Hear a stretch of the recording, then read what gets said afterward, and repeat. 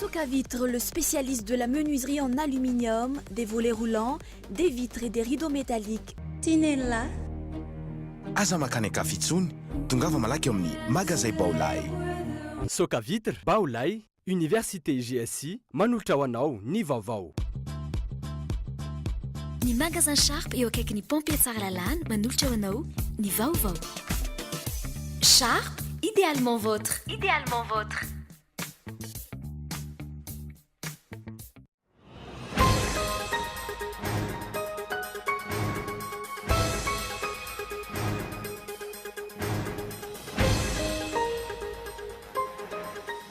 Tsy mankasitraka ny tsy fanarahan-dalàna momba ny fanaovana ny bulletin tokana nataony mpitondra fanjakana ny antoko politika sasany. Ho azy ireo midika fandikan-dalàna ny andininy fa 450 ny code électoral izany tsy mahavita ny asany intsony ny senita ho ny filohan'ny nasionaly ny antoko malagasy miara-miainga azo Andriananarivelo. Ny doboka amponja ina tamora ho malariva ilay mpiasan'ny jirama. Fitoren'ny mpanjiva noho ny atombohan'ny rara etsakilan'izay lasa ilay mpiasa natratra n'ireo mpangalatra kantera indray no niditra amponja ho ny sindika. Tsy mitovy laza amin'ny fety hafa ny fankalazana ny Pentecôte, tsy rototra ihany koa ny renim-pianakaviana izay sendranay hatrehana ity farany herinandro lavalava ity. Na izany azy nahitana fiakarana hatrany ny vidin'ny akoho amam-borona raha mahatratra amin'ny 7 alina ariary ny voronsoloza ary 2 alina ariary ny akoho. Nena ihany koa ny mpisangatsangana amin'izao farany herinandro ny fetin'ny Pentecôte izao. Mandina ny 27 eo ny fahazon-dalana navoaka ny ATT izay be mpifidy ny toerana toy ny Ampefy, Antsirabe ary Tomasina. Mampiakatra ny saran-dalana ihany anefa ireo mpitatitra natao aza ny fahavitsin'ny mpandeha. Ny farana rapitsy ny festival de Cannes 2024 izay nahitana horonan-tsary mahery ny 17 nanomboka tamin'ny 13 Mey teo. Mustang izay mitantara ny toeran'ny vehivavy eo amin'ny fiarahamonina any Turquie izay tafiditra amin'ny quinzaine des réalisateurs. Horonan-tsary voalohany Denise Gamze Erguven izay entina mandritra ny festival de Cannes 2024. Ny Atsipirena avy hatrany.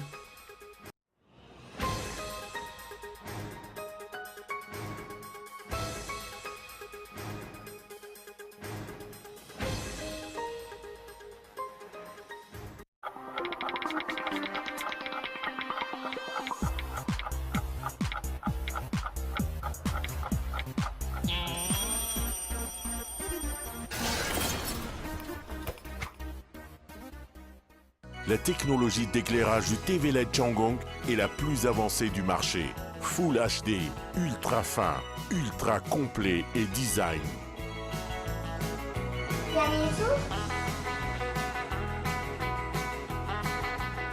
Le téléviseur LED Changgong ouvre les portes du cinéma 3D dans votre salon. TV LED Changgong, la meilleure TV à Madagascar et dans le monde entier. Baolay, toujours meilleur. Socavitre en Outapenac, menuiserie en aluminium, rideaux métalliques, volets roulants, vitres, tôle,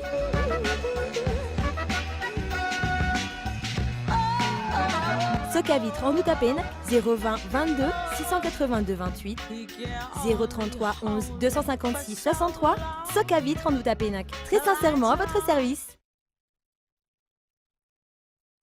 Bon ben je vais partir là. Hein. Ok. C'est bon là? Ouais. Pas de bisous? Non, ça va. Rejoignez Annick Beauté, spécialiste en coloration, coiffure d'événements, tissage, coiffure pour hommes, pack mariage. Oh, pas de bisous? Non, ça ira. Voulez-vous être une femme sublime, attrayante et sûre de vous? Mon secret, Annick Beauté. N'hésitez plus, affirmez votre personnalité chez Annick Beauté. Annick Beauté, notre secret. Situé dans une nouvelle ville, GSI Bypass, Université pionnière d'Avarajan, vous propose 4 filières clés. Informatique de gestion, multimédia et communication, génie management du BTP, Management des affaires. Inscription encore ouverte avec GSI Itos. Téléphone 034 38 174 74. GSI Bypass. Téléphone 033 17 689 34. GSI, un passeport pour l'avenir.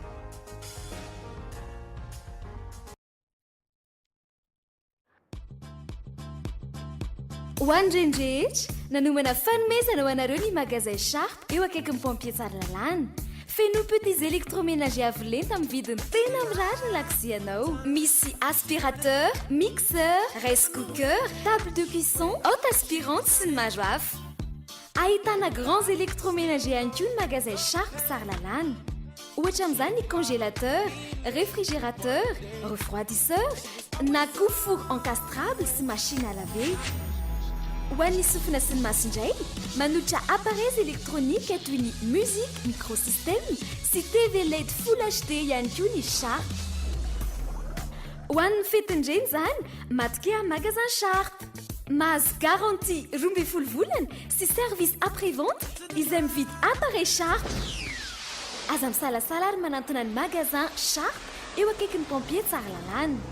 Sharp, idéalement vôtre. Idéalement vôtre.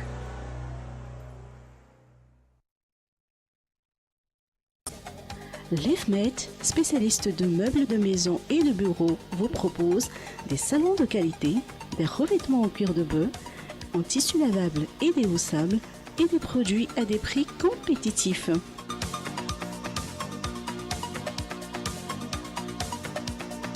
Meublez votre chambre à coucher avec un modèle classique au royal. Pour la salle à manger, nous proposons des modèles uniques à Madagascar en bois massif, en marbre naturel et en verre trempé. Et aussi un large choix pour le bureau. L'EFMET vous permet une garantie sur tous les meubles, livraison et installation gratuite. Ny hazo ny vanikolaka, ny tanin'andriny ny tsara. Ny orinasa Madagascar Evolution Immobilier dia vonona ny mefafapoanao izay mikasa hividy tany. Fitsidihana maimaimpoana, mampandrisaina anao amin'ny fikarakarana ny taratasy rehetra. Koa raha mila fanazavana fanampiny ianao dia antsoy azy ny lahazana 033 21 099 06 na ry 034 14 099 06 22 566 54. Madagascar Évolution Immobilier, un avenir sûr, investir, bâtir pour le futur.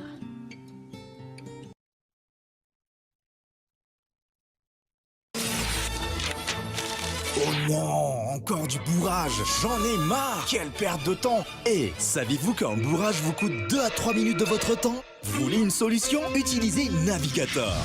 Le papier extra blanc avec 99,99% sans bourrage. Pour un papier standard, il y a 5 bourrages par 10 000 tirages. Navigator n'en est qu'à 1. En plus, il économisera 7% sur votre consommation d'encre et tonnerre. Navigator. Économisé par la qualité.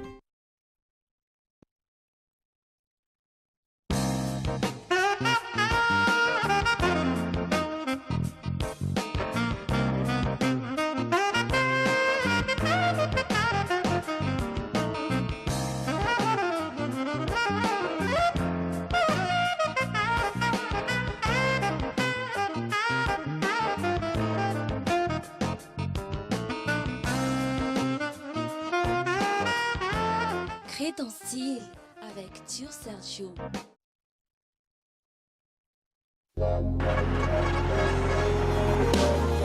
J'ai choisi la carte Liberta. Son utilisation a été vraiment simplifiée.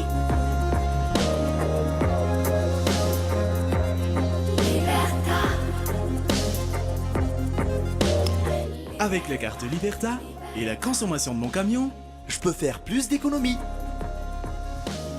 C'est tellement pratique, la carte Liberta est maintenant rechargeable avec RTL Monnaie. La carte Liberta de Shell aime vous simplifier la vie.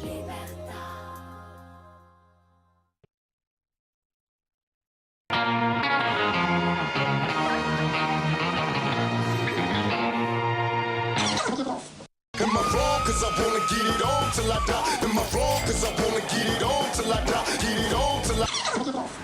I wrong? 'Cause Ianao rery ke sisa tsy manana télé eo e?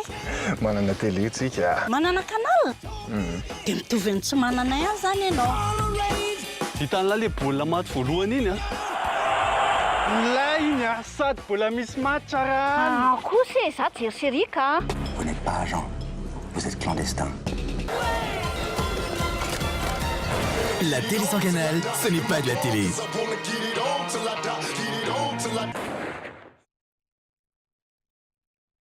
Libertalia Music Records, yes with you, manolotra ho anao. Libertalia Music Festival, ny 28, 29, 30 mai.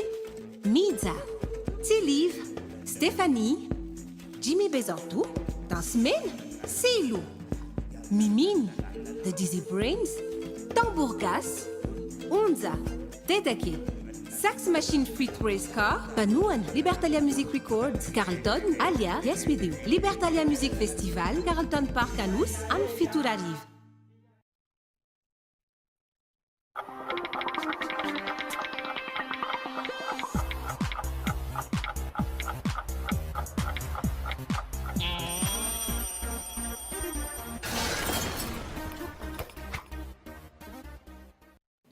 Ankasitrany ianao tomboky lasomboky vavy tsy misaraka amin'ny fahitalavitry ny Cool TV amin'izao sabotsy hariva izao tonga soa ato anatin'ny fampalalamba avao miarabanao ary manasanao anaraka izany hatramin'ny farany ampahafantaranao ity ampiandohana fa manambahiny fampalalamba avao amin'ny ity anio ity tsy izy izany fa ifaniry eo amin'ny tarika tempo gaigy izay tondra ny mikasika ny hezika izay karakarain'izy ireo ny alatsinainy ny pentekosta ho avy izao fa vao mikasika ny fifidianana avy hatrano isantarantsika ny fiarana amin'ity hariva ity mbola ifanjevona hatreto ny momba ny tsy fanarahan-dalàna tamin'ny fanovana ny bileta tokana ataon'ny mpitondra fanjakana fandikana ny 450 ao amin'ny code électoral izay tsy noresahan'ny senita akory ny momba izany rafitra vaovao ny tokony karakara ny fifidianana raha tiana ny sy ny mangarahara raha nambara ny Front National ny antoko malagasy miara-miainga manoloana io tsy fanarahan-dalàna io misy amin'ny antoko politika sasany no mikasa pakatra ny raraina anivon'ny Conseil d'État fanadidiny Ernina Rabary.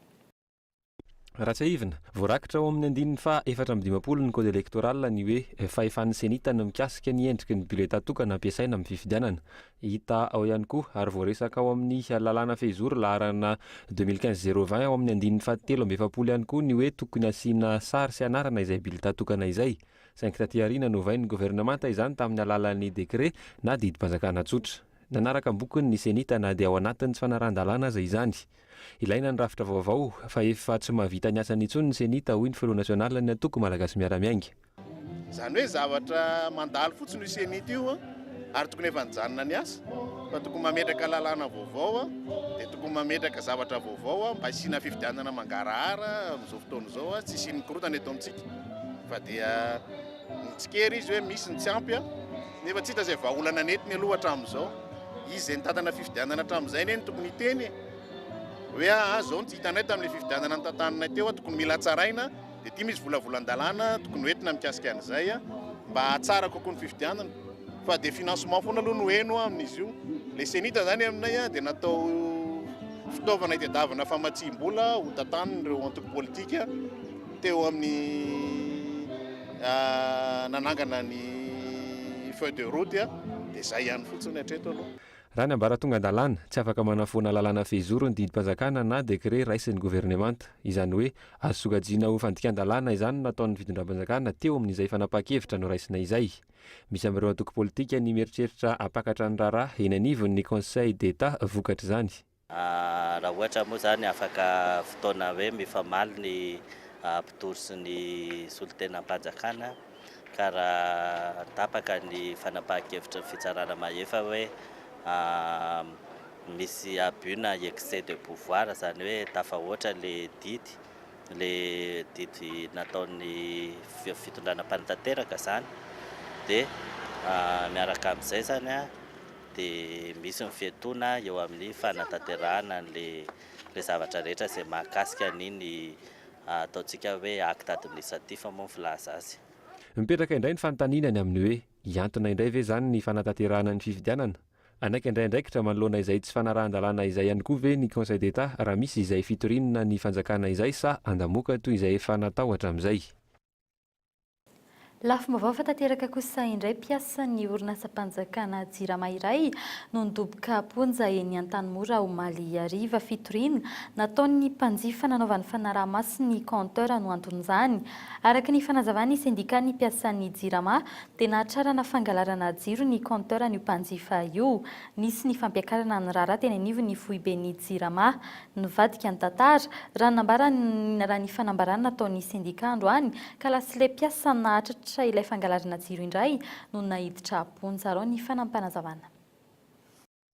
Ny taona 2024 indray tamin'ny novambra dia nandeha zao ratissage zao nanomboka ny programme na ratissage dia tratra indray izy hoe ohatra le teo aloha ihany facture compteur inactif kanefa ny mandeha ao atokantranony dia rehefa tratra tamin'ny rappel de consommation io indray izy dia tsy nanaiky izy ny andohan'le izy fa nanao intervention etsy sy aroa fa izy moa dia olona mahita eto amin'ny tany sy ny fanjakana dia rehefa namena azy ny rappel de consommation dia nandeha tamin'ny ambaratonga rehetra tato ny Jirama hatrany amin'ny direction générale ny Jirama nandehanany hatrany amin'ny direction anay nandehanany ary tsy mijanona izy raha tsy zao tonga aty amin'ny avila indray izy nitory an'io namana mpiara-miasa io lazainy fa nandona mafy be ny varavarany fa izy ony marary ary lazainy fa ny teny mafy taminy io na ny teny mahery taminy io. Vaovao manodidina ny fetin'ny Pentecoste raha pitsikosa indray no entina aminao manaraka niakatra ny vidin'ny akoamam-borona amin'izao akatoky ny fety izao tsy mandeha ny tsena raha ampitahina amin'ny tsenan'ny fety hafa raha nambaran'ireo mpivarotra etsy-kilan'izay ny akamaroan'ny tokantrano no tsy miomana firy amin'ny fiatrehana ity fetin'ny Pentecoste ity noho ny fiakaran'ny vidim-piainan'ny fanadihadian'i Michel Ranartson. Ray andro tsy ahatongava ny fetin'ny Pentecote mangina ny tsenany akoamam-borona ho an'ity mpivarotra iray ity tsy nahalafo izy navorona iray azy androany. Ny Pentecoste zany dia ohatran'ny fety tsy ankalazain'ny olona loatra amin'ny Pentecoste satria hatramin'izao ny akoamam-borona dia mbola tena tsy misy mividy mihitsy. Fa tsy fantatra hoe asa aloha izay ho ataon'ny rapitso fa hatramin'izao aloha zany ny akoam-borona dia mbola tsy misy mividy mihitsy. Tsy mandeha mihitsy ny tsena ankapobeny. Raha tamin'ny fetin'ny krismasy paka anina dia ny Pentecoste angamba ambany indrindra satria raha malafo dia malafo izay mety eo amin'ny roapolo vorotsiloza mety 10 gana mety eo amin'ny roapolo fa tsy malafo be ohatran'ny tsena krismasy zany ny tsena Pentecoste.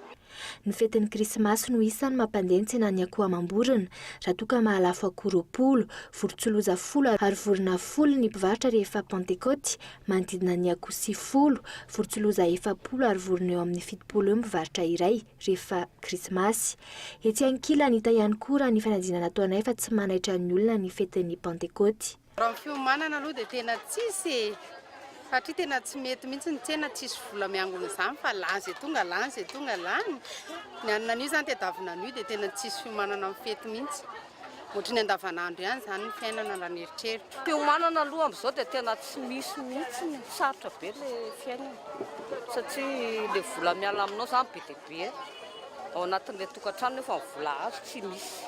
Hatreto raha ny tety an-tsena na ahitana fiakarana ihany koa ny vidin'ny akoamam-borona raha mitany tamin'ny herintaona manodidina ny 5,000 hatramin'ny 7,000 ny vorotsiloza, 7,000 hatramin'ny 2,200 ny akoho ary 2,000 hatramin'ny 5,200 ny vorona.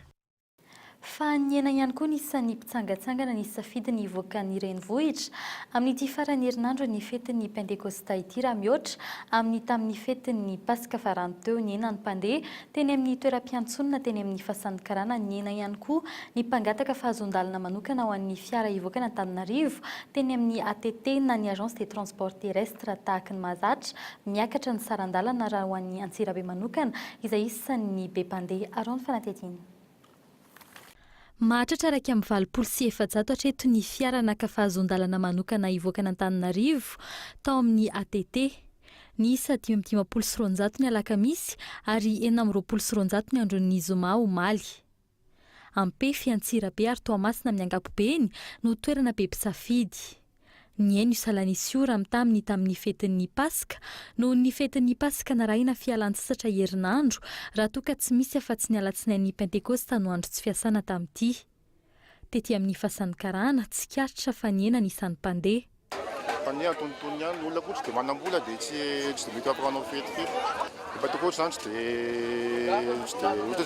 dia malaza fa tsy dia fa mipaka ny tena be olona be. Mbola tsy mampifanaraka ny mpandeha sy ny mpitatitra ny fiakaran'ny sarandalina makany Antsirabe. Raha toa ka valarivo ny sarandalina voafaritry ny ATT, tafakatra R1 zany tamin'ity androany ity. Manazava ny anton'izany ny mpitatitra. Volana inona janvier, février, mars. R3 zakanay eto ihany. Fa raha ohatra hoe miakatsika dia frais dia misy menimeny. Aleo aloha mba jeren'ny fanjakana koa le fahorian'le transporteur e. Mizara kosa ny hevitry ny mpandeha, ao ny tsy manaiky ka mangataka ny anonerana ny R2 ambony ny R4 tokony alohany. Ao ny manaiky mandony sara ny apetraky ny mpitatitra avy hatrany. Tavaisiko eto ty zavatra ty. Zany 40 000 frais nefa tsy 50 40 tenenina teo. Valorivo izy zao andavanandro dia zao zao nandananay R1. Rehefa tia manky ny havana dia tsy maintsy mandeha. Ho an'izay mbola mikasa ny voaka n'Antananarivo, antoa taratasy maromaro no ilaina mba hahazoana ny fahazondalana manokana avy amin'ny ATT. Fankatoavana avy amin'ny kooperativa ny zotra ny toerana ale, ny carte grise, ny karatra visite teknika, ny taratasy fiantohan'ny fiara, ny patente, ny lisensin'ny fiara ary ny lisitry ny mpandeha hoentina. R1 no vola aloha amin'izany ary 10 andro ny fehim-potoana mampanakera ny fahazondalana manokana. Fa mahery ny 700 kosa ny mpitandron'ny filaminana Iasy mandritry ny ity fety ity 570 lozam-pifamoivoizana eto Analamanga no avy amin'ny fahamamony ny mpamily toeraka izany ny fampiasana ny alkotest tonga hatramin'ny fakana ny taratasy fahazondalana hitondra fiarakodia ny sazy omena ho an'izay mini mandika lalàna Doany Andrejatovo. Tsy vaovao amin'ny mpamily ny atao hoe alkotest na fitiliana ny alkola ao anatin'ny vatan'olona iray. Ny olana nefa ny 900 ireo no tsy mahafantatra ny tahiken'ny lalàna mahakasika izany noho ny tsy fisian'ny fampahafantarana ataon'ny tompon'andraikitra. Fitaovana ampiasain'ny mpitandron'ny filaminana hitsapana ny alkola amin'ny olona mitondra fiara. Momba ny alkola, testan'ny alkola amin'ilay chauffeur dia atao tsofiny iny. Ino ny alkotex? Aloha tsy azoko izay tsy fantatra hoe mety hoe donc 10 gramma. Ny 800 lozam-pifamoivoizana amin'ny tranga anatin'ny vanim-taonan'ny fety no voasikajy fa vokatry ny hamamon'ny mpamily avokoa. Ny lalam-pirenena fa-4 sy ny fa-7 no matetika hitrangana izany. Isaraka izany ny fidinana antsehatra ataon'ny mpitandron'ny filaminana mandritra ny fankalazana ny fetin'ny Pentekoty hitsapana ny tany alkola an'ireo mpamily rehetra.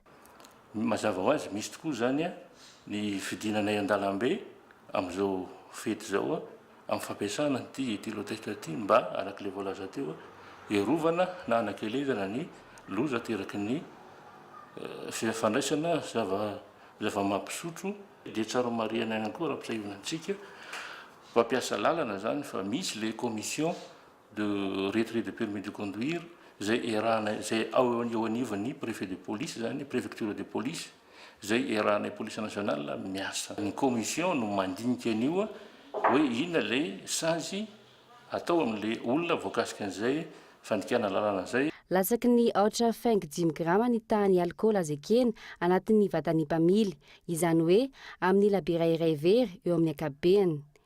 Mpitandron'ny filaminana mahery ny 700 no hiparitaka maneran'ireo lalam-pirenena mandritra ny fety. Fifamoivoizana ny enina tsy toy ny amin'ny andro fety rehetra, ny fitohanan'ny fiara eny amin'ny lalam-pirenena mivoaka ny renivohitra, malalaka ny lalam-pirenena saingy ny vangoka teto an-drenivohitra kosa ny fitohanana. Mitaraina vokatra izany mpampiasan'ny lalana ny enina hatramin'ny 900 ny tombom-barotra ho an'ny fiara mpitatitra sy ny fiara karetsaka na izany aza misy an'ny fepetra raisiny avy anivon'ny zandarmariam-pirenena andrindrany ny fifamoivoizana eny amin'ny faritra ivelana Antananarivo. Fanatezina.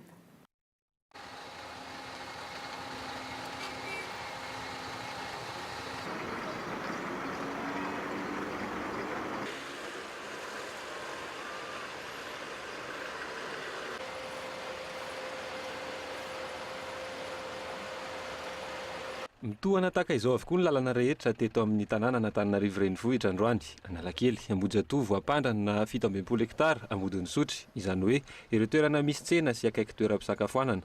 Menimena araka izany ireo fiara fitateram-bahoaka sy fiara karetsaka, ireo taxi be raha mahavita torvalo izy ireo isan'andro, zara raha mahavita enina izy ireo rehefa andro fety tahaka izao. Ho an'ireo taxi kosa raha mahazo 5,4 ariary izy ireo amin'ny andavanandro, zara raha mahazo 2 ariary izy ireo sisa ho amin'ny androany. Izay 2 ariary izay mbola ialan'ny ofan'ny fiara. Somary enjakenjana aloha izy amin'izao. Raha ohatra hoe misy fetraikany amin'ny firam-bola zany Ya misy fetraikany mihitsy ilay izy azony tsy afaka manao tory betsaka izay. Mety eo amin'ny tory firy eo zao ohatra ny vitanareo androany raha ohatra hoe tokony firy isan'andro? Mety eo amin'ny enina eo satria tokony ho valo isan'andro. Tena vao mahay miaina raha vitanao fa fotoana lany be ao anatin'ilay embouteillage. Raha mampiditra ohatrinona ho anareo iray andro mety hoe mampiditra ohatrinona rehefa ohatr'izao? Raha ohatrany hoe mampiditra 5,4 zao dia lasa 2 alina ny ampidiriny. Ho an'ireo lalana mivoaka an'Antananarivo kosa tsy nahitana izay fitohanana izay tamin'ny fotoana nandalovanay teny. Fasankarana Nosy Zato, Andoran'ny Fotsy hatrany Anjomakely. Na izany aza, misy ihany ny fepetra raisiny ny avy eo anivon'ny Zandarmaria Pirenena andaminana fifamoivoizana mivoaka sy miditra an'Antananarivo sy isorohana ny loza. Ny amin'ny andro androany asabotsy dia manomboka mivoaka ny tanàna Antananarivo zany ny mponina izay mety hiala an'Antananarivo dia ny zanay napetraka aty amin'ny fivoahana zany ny akamaroany ireo mpitandro filaminana ao anivon'ny gendarmerie zany indrindrandrindra araka ireo hitantsika ireo aty amin'ny RN7 dia ahitantsika zany amin'izao fotoana zao miisa 7 eto amin'ity toerana ity fotsiny. Ny andraikitrasan'ireo dia mandamina ny fifamoivoizana ary indrindrandrindra ny amin'ny resaka manao sécurisation entanina tanteraka zany isika mampiasa ny lalana tsy eto amin'ity toerana ity ihany fa amin'ny toerana rehetra ao anatin'izao farany herinandro zao hitandrina tanteraka tsy sotro andreo zava-mahamamo ary mba tsy ho isan'ireo isaina zany na amin'ny resaka ratra na amin'ny resaka loza misy fahasimbahan'entana na ny fiara ary indrindrandrindra sanatrin'izany famoizana aina. Raha pitso sy ny alatsinain'ny Pentecote izao vao mety ahitana izay fitohanana izay raha nambarany avy eo anivon'ny Zandarmaria Pirenena hatrany. Na izany aza, tsikaritra fa tsy dia malaza ohatran'ny fety hafa rehetra ny Pentecote ka tsy ahitana fihetsiketsehana be loatra. Asa miroborobo amin'izao akatoky ny fety izao ny famolosana akoho-amam-borona 700 ariary hatramin'ny 500 ariary ny iray ho an'ny mpanjifa ny tsy fananana fotoana ny an-tokantrano sy safidy iray anaovan'izy ireo izany ireo ny andindininy miaraka amin'ny Mikael Ramarila. Ny alakamisy zoma sabotsy no mampiakatra avy roeny ny tsena ety amin'ny Rakotondrazaka Jean raha oharina tamin'ny fetin'ny Pasika nidina kely ny mpanjifa tamin'ity fetin'ny Pentecote ity. Manomboka amin'ny 700 ariary kosa ny mamoly akoho ety ary 500 ariary ny vorona raha hatramin'ny 2 minitra ny famolosana ireo akoho amam-borona ety ary efa manana fitaovana famolosana manokana izy ireo amin'izany. Fanisa fanalana an'ireny volo-majinika ireny zao spesialy izay misy mana vatra ihany mpamoly ihany ty samy manamazatra azy fa ty efa natao hoe hanaovana an'ireny. 10 taona izao nanaovan'ny Rakotondrazaka Jean ity asa ity. Manambady sy mamelon-janaka roa izy ny fanangonana biby fiompy tsikelikely any ambanivohitra hatreto ny tanjony. Misy ka fanatangana zavatra efa manambola dia mandeha mividy tany any ambanivohitra vidy fimpinany. Manodidina ny 200 hatramin'ny 300 ny mpanjifa tonga mamoly akoho na gana na gisa ety. Ny fahasahiranana maro any an-tokantrano no anatonan'izy ireo itony mpamoly itony. Ny anahy zao tsy vorona vidiko fa akoho maromaro dia mba manala an'ilay fahasahirana dia aty volosana maromaro zany ilay akoho vidiko. Valo akoho valo anaovana fety misy raisina mpanday ny zanakiny anabaviko dia mba dia préparena aty ilay izy.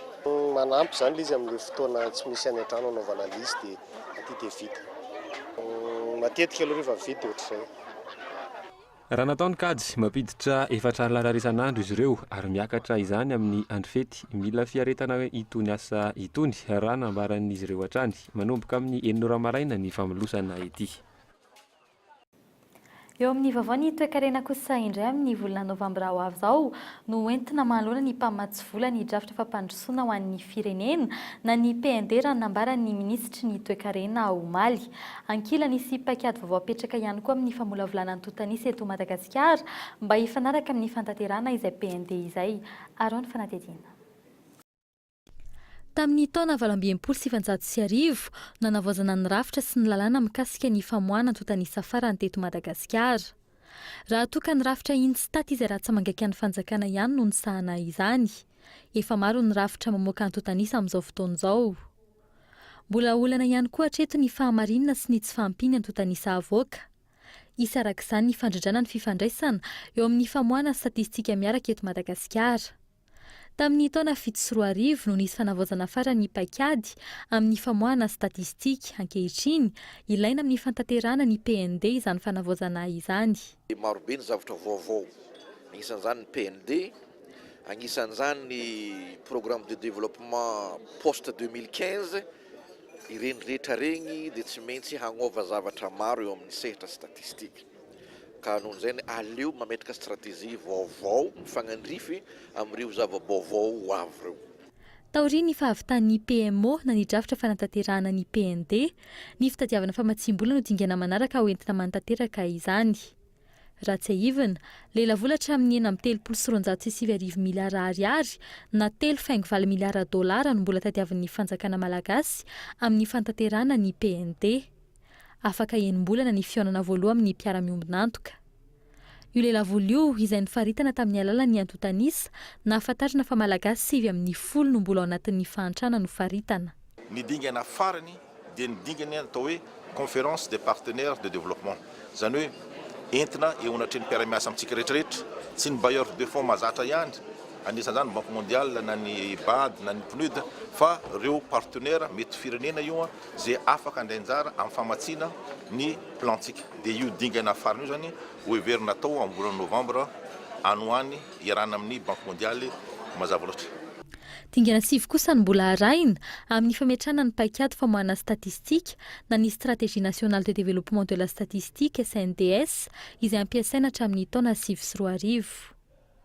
Fantatra ihany koa fa izana ho tanterahana amin'ny taona ho avy ny fanisambahoaka na ny recensement raha nambara ny tale jeneraly ny Instat. Efa nivoaka kosa ny didim-panjakana sy ny didim-pitondrana amin'ny fametrahana ny rafitra hitantana ny fanisana ny mponina eto Madagasikara. Ivadika pejy efa kosa indray isika mirongatra ny Valala any amin'ny faritra atsimon'ny Nosy ankehitriny isan'ny tena ahitana izany any amin'ny komina Beroro mahatratra 13 kilometatra ny velaran-tany rakotra rehefa mandalo ny Andiambalala raha nambara ny solombavambahoaka avy any an-toerana.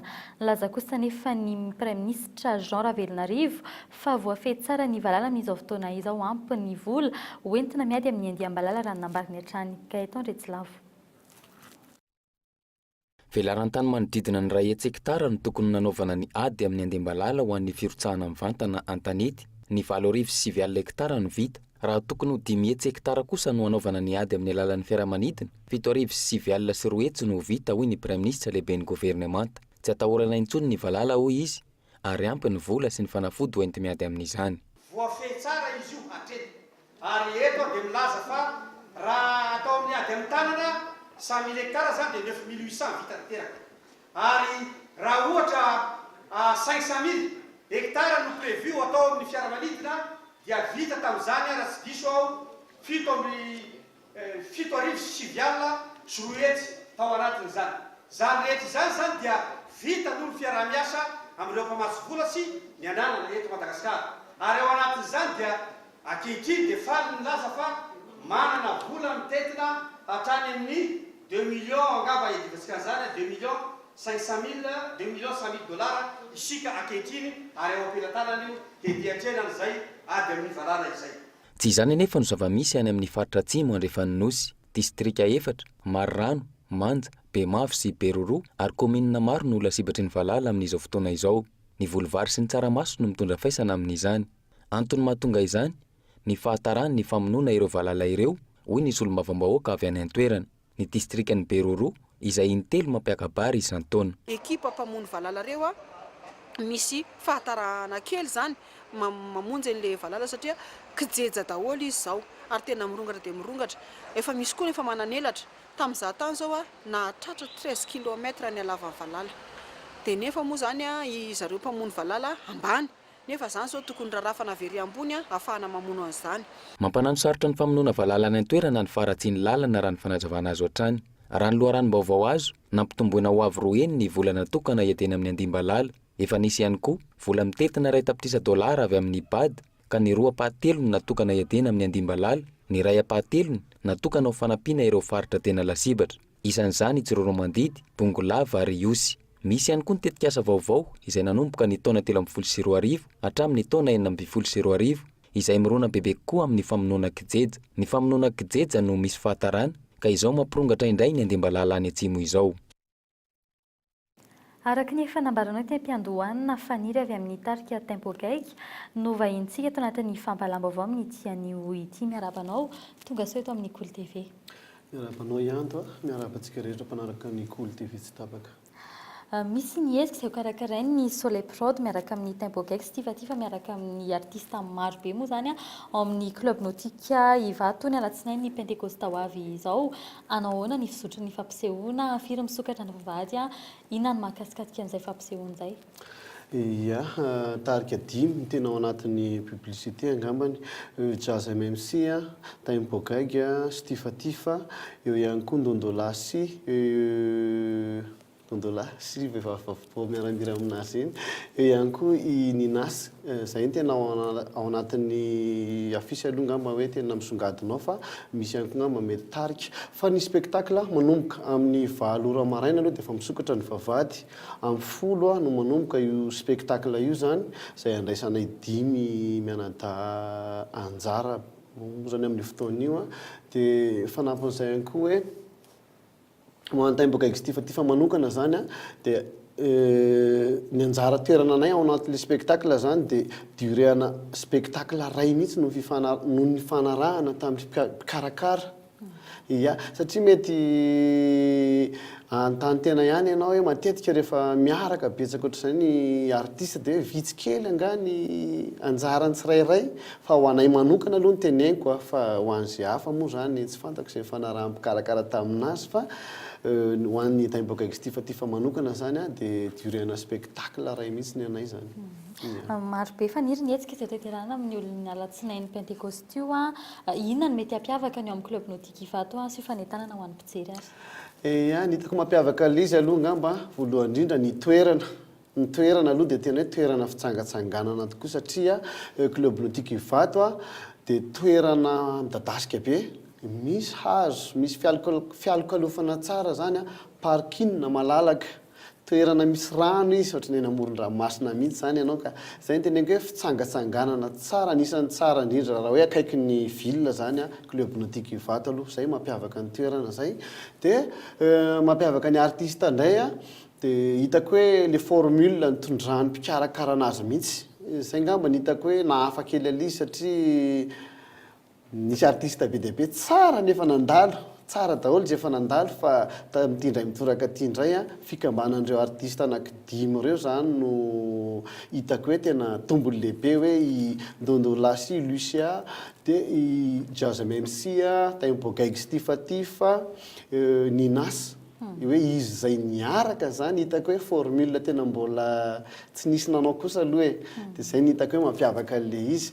Dia ny anankiray ihany koa mampiavaka le izy le niteneniko teo hoe ny anjara toerany tsirairay amin'ny fotoana io dia ho lava zany le spectacle fa tsy hoe hira folo na 5 fotsiny isaky ny artiste fa zay le izy. Eny antena fa dia afapon'ny mpijery tokoa ny fampisehoana izay ataonareo dia isorina ianao mba hita tanatin'ny fampahalalam-baovao. Misaotra ny anjo dia misaotra antsika rehetrarehetra eny amin'ny club nautique Ivato ny fotoana ny alatsinainy Pentecote. Ny vaovao ny kolontsaina izay hatrano nizatsika ny fampahalalam-baovao vitsy sy ny malagasy no manjifa ny asa tanana sy ny asa soratra vita eto an-toerana raha ampitahaina amin'ny asa soratra sy ny asa tanana vahiny ny firoborobon'ny entana farany avy any ivelany no anton'izany raha nambara ny tompona andraikitra isan'ny mampiendanja izany ihany koa ny vidin'ny vokatra miditra eto Madagasikara nisy arak'izany ny fampirantiana ny asa vita malagasy andraisan'ny mpanao asa tanana anjara sy mpanoratra rao ny andindininy miaraka amin'ny Doany Andrejatovo. Ray alina ariary ambany indrindra ary tafiakatra hatramin'ny 7 ariary ny lanjam-bidin'ny karazana asa tanana toy ny hosodoko, ny boky malagasy. Antony voalohany mahatonga ireo mpanjifa malagasy isafidy ny entana avy any ivelany izany. Raha jerena eto aloha raha ny zavatra hita eto zao ohatrany hoe ana malagasy daholo manao ny mahavitan'izy ireo, efa azo lazaina hoe tsy mena mitaha, tena tsy mena mitaha mijery ny zava-bita. Afarana avokoa ny 700,000 entana na haingon-trano hita eto Madagasikara. Vokany miena ny tanisan'ireo malagasy manjifa ny asa vitan'ireo mpanao asa tanana. Anisan'ny mampitotonga ny tsenan'izy ireo izany. Ny alafin'ny akora ampiasaina no antony voalohany mampiakatra ny vidin'ireo vokatra malagasy raha nambaran'izy ireo. Raha ny fahitako azy manokana aloha dia neny vahiny no anisan'ny maroboka ny mpanjifa. Fa io ihany konkoa manko mahakasika an'izay ny antsika gasy manko somary lafolafo amin'ilay hoe akora andefasana azy. Io angamba ny antony mahatonga ny teny hoe ny mpanjifa satria ny vahiny manko somary moramora. Olana sedran'ny mpamorona malagasy ankehitriny ny tsy fisian'ny fanohanan'ny vahoaka ny asa vitan'izy ireo. Eo ihany koa ny tsy fahampian'ny tranomboky eto Madagasikara raha nambaran'ny tompon'andraikitra iray. Manamafy amin'ny fahaverezan'ireo kanto malagasy araka izany izy ireo. Marary ny tranomboky malagasy. Tena tsy misy ny tranomboky ary raha misy ara dia efa tsy ireo olona izay matihanina ny anatra momba n'izany fitantanana izany intsony no mitanan'izy ireny. Dia ao anatin'izay koa izany natonga anay hoe mila jerevana manokana izany ny fampandrosoana ny tranomboky. Manodidina ny 10 ny isan'ny tranombokim-bahoaka eto Antananarivo renivohitra ary ny fito amin'izy ireo ihany no mbola miasa sy afaka mandray olona ara-dalàna amin'izao fotoana izao.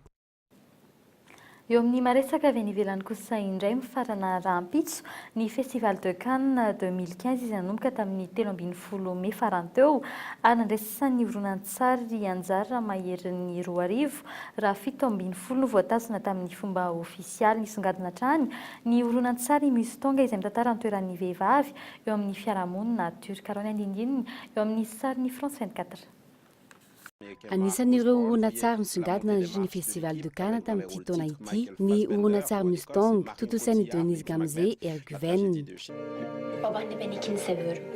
Eğer beni ondan başka biriyle evlendirmeye kalkarsan çığlığı basarım. Ne diyorsun sen?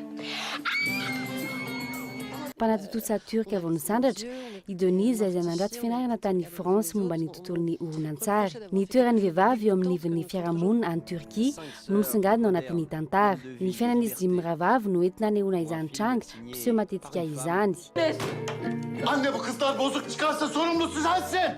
Le film se base sur des situations eo anelanelan'ny 12 ka hatramin'ny 9 taona izy dimy rahavavy amin'ny mahatezan-drenibe azy ireo maniry no afaka ny fiainana izay anjakan'ny lehilahy tanteraka. Nanomboka tamin'ny fiarahan'izy ireo nifandray tamin'ny tovolahy izay niteraka ny olana teo anivon'ny fiarahamonina. Tranga ny ainako nahita tamin'ny fiainako no nentiko tao anatin'ny horonan-tsary o Denise Gamze Erguven. Manamafy hatrany ity farany fa misy misedra ireo olana ireo ny vehivavy any Turkia. Itsakilan'izay anefa misy ireo miaina malalaka ka ireo hevitra mifanohitra ireo no zava-misy any Turkia. Nanano-saritra ny Denise ny manasongadina ny fiainam-pirenenan'ny vehivavy tao anatin'ny horonan-tsary. Tsy mankasitraka ny tsy fanarahan-dalana momba ny fanovana ny bileta tokana ataon'ny mpitondra fanjakana ny antoko politika sasany tsy mahavita ny asany intsony ny senita raha nambara ny Front National ny antoko malagasy miaramiainga ajo andriany anarivelo ndoboka ponjeny Tanimora ao Malariva ilay mpiasan'ny jirama fitorin'ny mpanjifa ny antombohan'ny rara etsakilan'izay lasa ilay mpiasa natratra ny mpangalatra compteur indray no izao no nahiditra ponja izao raha nambara ny sendikan'ny mpiasa. Tsy mitovy laza amin'ny fety hafa ny fankalazana ny fetin'ny Pentecoste tsorototra ihany koa ny renim-pianakaviana izay sendranay tamin'ity farany herinandro ity ary farany nena ny mpitsangatsangana amin'izao farany herinandro ny fetin'ny Pentecoste izao mandina ny 27 ny fahazondalina voakan'ny ATT ampefy Antsirabe ary Toamasina kosa no toerana mpitsangatsanganana be mpifidy indritra dia izay ihany koa no entina marina ny fampalamavota ny tian'io ity akasitrana manokana ireo mpanaraka izany amin'ny alalany fahitalavitra FM any amin'ny faritany Toamasina sy ny fahitalavitra DSTV any amin'ny faritany Antsirana ny Veloma toko.